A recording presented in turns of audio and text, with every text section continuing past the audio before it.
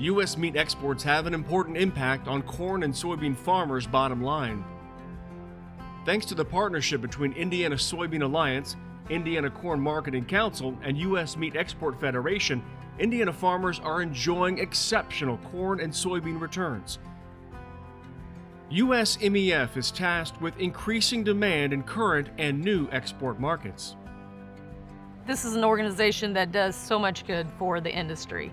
We have opportunities to produce food for our domestic consumers, red meat, but we have a lot of meat that come from animals that we may not want to eat. And so this group focuses on making sure that we expand our export markets to make sure that we utilize as much of that animal as we can.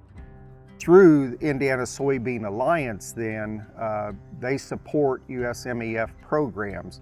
And it not only benefits red meat producers, but the livestock industry is such a large user of Indiana soybeans. It benefits corn and soybean farmers as well. Because of our ability to feed grain to those animals, we set ourselves apart from almost every country in the world. And think about the amount of grain that we need to feed those cattle. One of the estimates was 543 million bushels of corn. 12% of your revenue comes from the value that goes to feed those animals. One of the most efficient ways to get our corn and soybeans to other countries is by having cows and pigs eat it.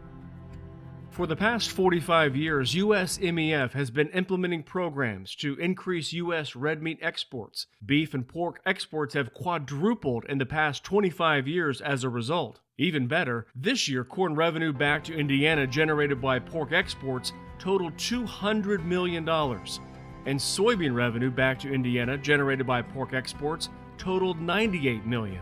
One of the exciting programs that Indiana has helped sponsor the last couple of years has been a program called the Pork Stars.